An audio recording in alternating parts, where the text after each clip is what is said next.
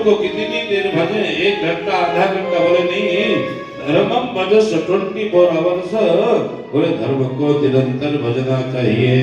बोले महाराज कैसी बात करते हो, धर्म को निरंतर कैसे भज सकते हैं? बोले कोई भी काम करते हैं, बच्चे को देखो, जब बच्चा नया नया कॉपी लाता, नए क्लास में जाता है, तो पहले पेज में लिख कहता है, पहला पन्ना राम का, दूसरा पन्ना काम का। अर्थात ऐसे हमें भी करना चाहिए। धर्मम भजस्व, जो भी हम करते हैं, यात्रा में जाते हैं, भजन करते हैं, व्यापार में जाते हैं, वो सब भगवान को समर्पण कर देते हैं। जैसे मुनीम साहब को, मालिक जी को सारा का सारा हिसाब किताब दे करके फिर घर जाके तसल्ली से सोते हैं। जो बैंक का कोषागार होता, कोषाध्यक्ष होता है, कैशियर होता है, वो सारा हिसाब मिला करके फिर जाता है तो बड़े आराम से सोता है। बोलो राधे राधे। ऐसे धर्मम भजस्व, हम सब जब भगवान को हिसाब देते तो बड़ा सुख मिलता है। धर्मम भजस्व सततम, कहा कितनी देर? बोले सततम शब्द का प्रयोग किया, निरंतर धर्म का आचरण करना चाहिए, धर्म में जीना चाहिए। धर्मम भजस्व सततम त्यजनोप धर्मान, जो हमने अनेक लोगों की मन गणंत बातें बना रखा, उनको छोड़ देना चाहिए, तो उससे सुख मिलेगा। और अन्यस्य, बोले इधर उधर की किसी की निंदा भी न करें, किसी की बुराई न करें। अगर ये भी एक काम छूट गया तो फिर तो भजन हो ही जाएगा, कि तो ये छोड़ना बड़ा मुश्किल है। लोग माता पिता को छोड़ देते हैं, किंतु निंदा स्तुति को छोड़ते नहीं। अन्यस्य दोष गुण चिंतनमास मुक्ता सेवा। ठीक है, चाहे कुछ धंधा, बोले नहीं।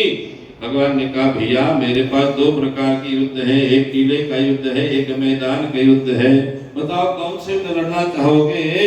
बोले किले के तो बहुत लड़ लिया, मैदान वाला लड़ना चाहते हैं। बोले ठीक है, शरद पूर्णिमा की महारात्रि पर मैं गोपियों के साथ मध्य रात्रि में महारास रचाऊंगा, उस समय आप आ जाना, आकर के अपना सारा प्रोग्राम लेके आना। अगर आपने मुझे हरा दिया तो मैं आपका शिष्य बन जाऊंगा, अगर आप हार गए तो आपकी आप जाने। बोलो राधे राधे। यही तो बात होती है, जब हम संकट में पड़ते तो हे वैष्णो देवी, हे चामुंडा देवी, हे ज्वाला देवी, ये संकट से निवार लो, तो आपका प्रसाद चढ़ाएंगे, आपका ये करेंगे, वो करेंगे। जैसे संकट से निवृत्त हो जाते हैं तो भूल गए। तो फिर भगवती ने जैसे स्वप्न दिखा करके सावधान कर दी, नहीं भैया याद है। तो संजय इसी प्रकार से कामदेव जी को आज भगवान से सुंदर संकल्प लेके चले गए। जैसे शरद पूर्णिमा की महारात्रि आती है तो भगवान उस महारात्रि में बड़ा सुंदर वृंदावन का दृश्य होता, दर्शन होता है। हर एक मंदिर में भगवान शरद रूपी सुंदर सुंदर परिधान को धारण करते हैं।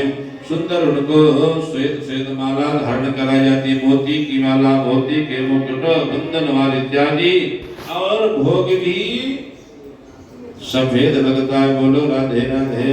हम लोग भी अपने अपने घरों में खीर बनाते हैं। अब खीर बना के कहाँ पर रखते हैं? चंद्रमा की रोशनी में रख देते हैं, क्योंकि चंद्रमा अमृतोद्भव, चंद्रमा के पास अमृत का सुंदर वास है। इसलिए चंद्रमा की रोशनी, चंदा मामा की रोशनी पड़ जाती है तो खीर औषधि का भी काम करती है, प्रसाद का भी काम करती है। प्रसादे सर्व दुखानां हाथ न श्लो बजाते। इसलिए भैया बड़े भाव से खीर रखिया। इधर भगवान का सुंदर श्रृंगार हुआ, मध्य रात्रि हुई। उस मध्य रात्रि में भगवान बड़े भाव के साथ बंसी बट में बंसी बजाते हैं।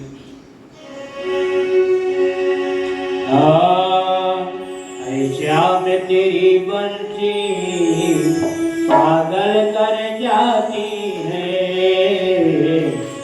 श्याम तेरी बंसी पागल कर जाती है।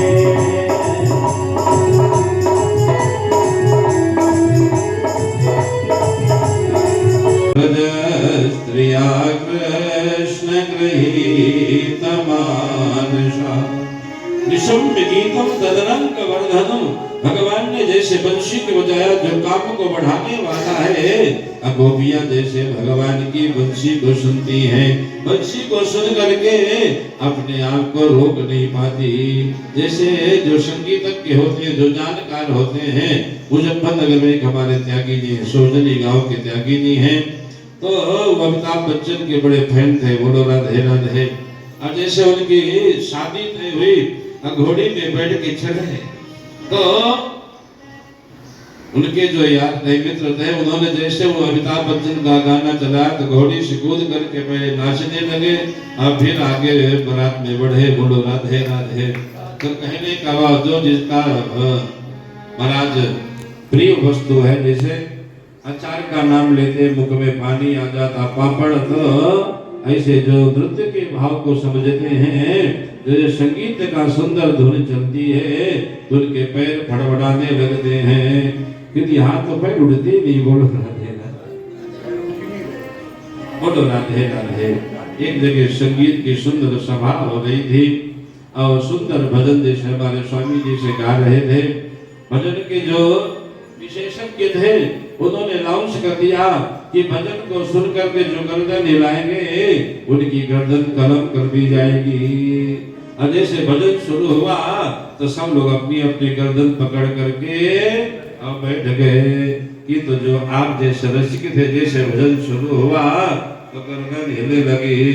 उन विशेषज्ञ ने कहा भैया, जो मृत्यु के भान को भी, मृत्यु की घोषणा के बाद भी जो रस में आनंद में अपने आप को समर्पण कर देते हैं, यही सच्चे जिज्ञासु हैं, यही सच्चे भक्त हैं।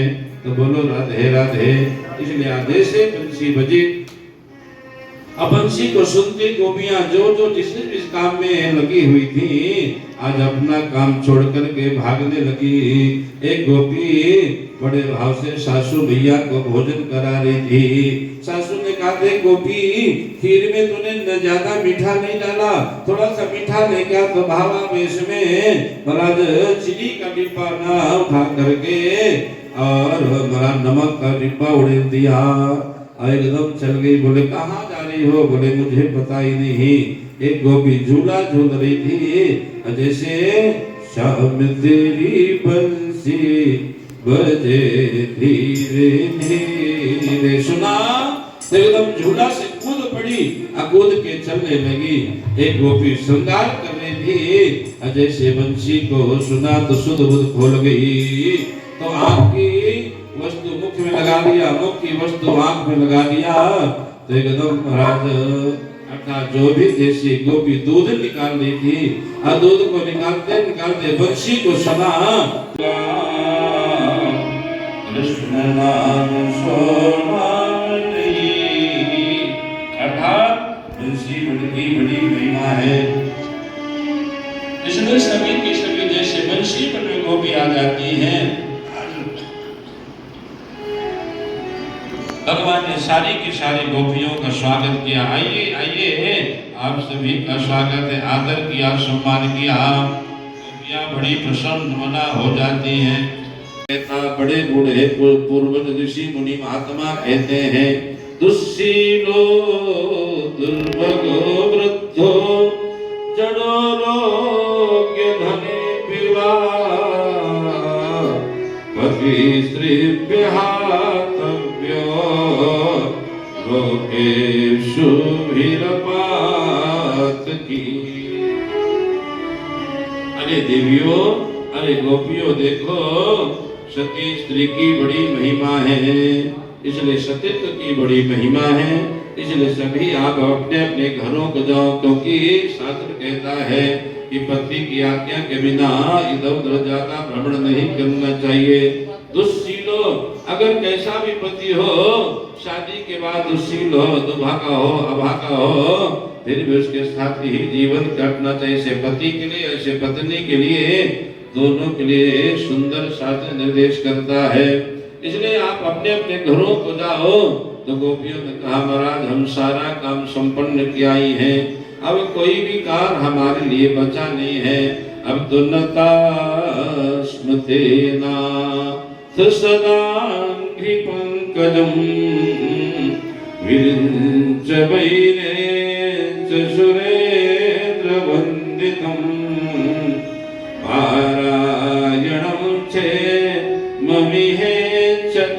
परम् न यत्र काला प्रभवेत् परा प्रभु।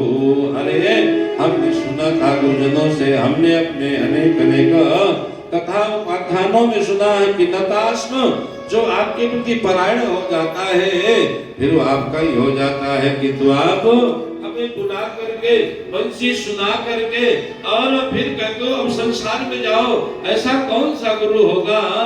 तो इसलिए नतास्म तेना सदा पंकजम।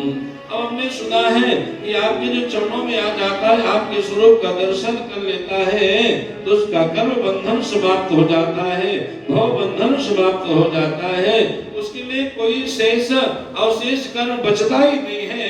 इसलिए आप हमें अब बंधन में क्यों डालते हो। हे प्रभु अब आपकी है, अब आपकी ही रहेगी, आपको छोड़ के हम कहाँ जाएंगे, क्योंकि और कोई तीसरा रास्ता ही नहीं है। तो अरे आपकी तो परम शोभनीय महिमा है।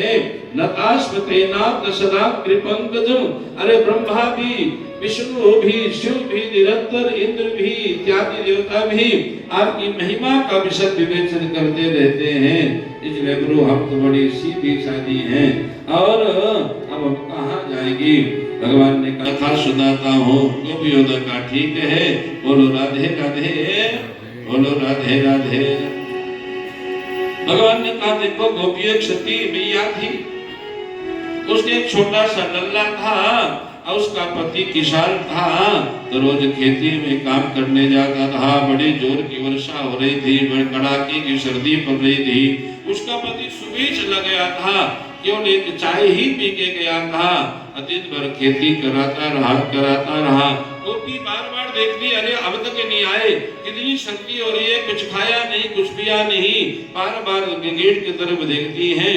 लल्ला को बूढ़ा रखा था पलंग में, दोनों तरफ से तकिया लगा रखा, चद्दर उड़ा रखा था, रजाई उड़ा रखा था। अगर सर्दी ऐसे होती थी, दांत कड़कड़ा रहे थे, तो उन्होंने अंगीठी भी जला रखा था और अंगीठी में महाराज कभी बालक को देखती, कभी पति की तरफ देखती। गोपी का पति दिने में आ जाता है, अरे बाहर बड़े जोर की सर्दी है, तो वहीं पर घर में गर्मा गर्म सुंदर भाव था, अंगीठी जल रही थी, दरवाजा बंद थे, तो गोपी के ही गोद में सिर रख करके गहरी निद्रा में चला जाता है। भगवान ने कहा ध्यान देना, बोलो राधे राधे। गोपियों ने कहा ठीक है प्रभु। अब जैसे गोपी का पति सो रहा था गहरी निद्रा में और उस गोपी का लल्ला जैसे करवट बदलता है, तो गोपी दुविधा में आते, हाय मैं क्या करूं। अगर थोड़ा सा भी लल्ला हिलता जुलता है तो धड़ाम से अंगीठी में आ जाएगा। ये सुबह से काम कर रहे थे, गहरी निद्रा में हो रहे, मैं अब इनको जगाती हूँ, जिनको जो सुख मिल रहा है उसमें बाधा आएगी, और नहीं जगाती हूँ तो लल्ला अंगीठी में गिरता है। एक बार लल्ला, एक बार पति, एक बार लल्ला, एक बार पति, और बालक धड़ाम से अंगीठी में गिर पड़ा। किंतु गोपियों सतीत्व के प्रभाव से आज अग्नि में बालक उसी प्रकार से खेल रहा था जैसे पलंग में खेल रहा था, पलंग में सो रहा था। इसलिए भगवान कहते दुस्शीलो दुर्भगो वृद्धो जड़ो रोग्य धने पिवा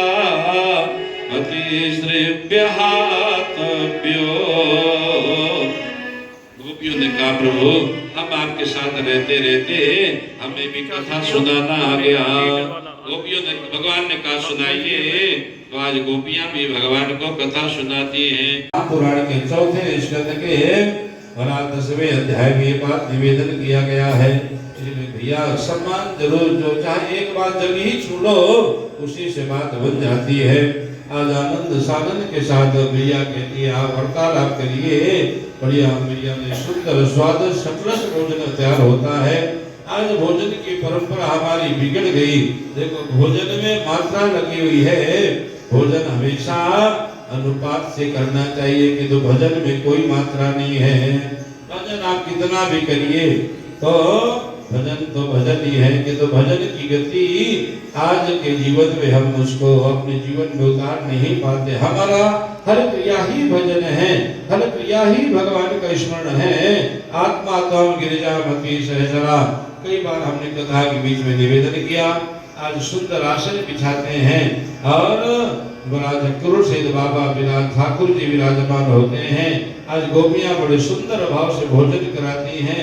भोजन करने के बाद तांबूल समर्पण हुआ और सुंदर पलंग में चाचा जी बूढ़ा जाते हैं, विश्राम करते हैं। आज दोनों भैया आ करके और चाचा जी के पैरों की सेवा करते हैं। आज इस भाव को देख करके देवता, ऋषि मुनि, महात्मा, विद्वान भक्तों को मन में ईर्ष्या होने लगी। अरे अक्रूर जी ने ऐसा कौन सा शुभ कर्म किया है, क्योंकि अक्रूर जी का मन हमेशा वृंदावन में रहता है। चलो रे मन श्री वृंदावन धाम, चलो रे मन श्री वृंदावन धाम। क्यों? बोल जहाँ विराजे नटवर नागर, जहाँ विराज वृंदावन का गधा, अब भी ब्रज से लदा। ब्रज ब्रजराज कुमार कन्हाई जब ते, अरे जब राज कन्हाई ब्रज में आ गए तो उनके चरणों की जरूरत है। जब उड़ करके जीवन में पड़ जाते तो जीवन कृतार्थ हो जाता है। इसलिए भैया वृंदावन धाम अद्भुत है। आज अक्रूर जी अपने जीवन की धन्यता महसूस करते। भैया भी भोजन करके आई, गोपियां भी आज बताइए भैया वृंदावन का आने का प्रयोजन क्या है। अब अक्रूर जी कहते इनके मामा बोले सही सही बताइए। बोले कि इनके मामा ने इनको बुलाया है। आज भगवान को याद आ गई, मैंने वचन दिया था भैया को जैसे 11 साल हो जाएंगे मैं एकदम दौड़ता हुआ आऊंगा। आज भैया के हृदय में मिसाइल सी चढ़ गई, मानो बाबा के हृदय में वज्रपात हो गया। आज बोल नहीं पाए। ठीक है भैया। और आज भैया लल्ला को लेकर के बड़े भाव से विश्राम कराती है। बताती देखो तुम्हें अक्रूर जी लेने के लिए आए हैं। मथुरा के लोग बड़े चपल है, चंचल है, चिरचोर है, नजर भी लगा देते हैं। इसलिए शुद्ध जाना शुद्ध आना। बोले भैया मैं तेरा छोड़ा इधर भी नहीं देखा, उधर भी को सीधे जाऊंगा और सीधे ही जाके चला होगा। आज भैया लल्ला को गोद में लेके बड़ा धीरे धीरे लोरी सुनाते हैं। लोरी सुनाते सुनाते धीरे धीरे भगवान को नींद आने लगी। सो जा मेरे कान्हा, सो जा मेरे मोहन। बड़े भाव से भगवान को कहे निद्रा में चले जाते हैं।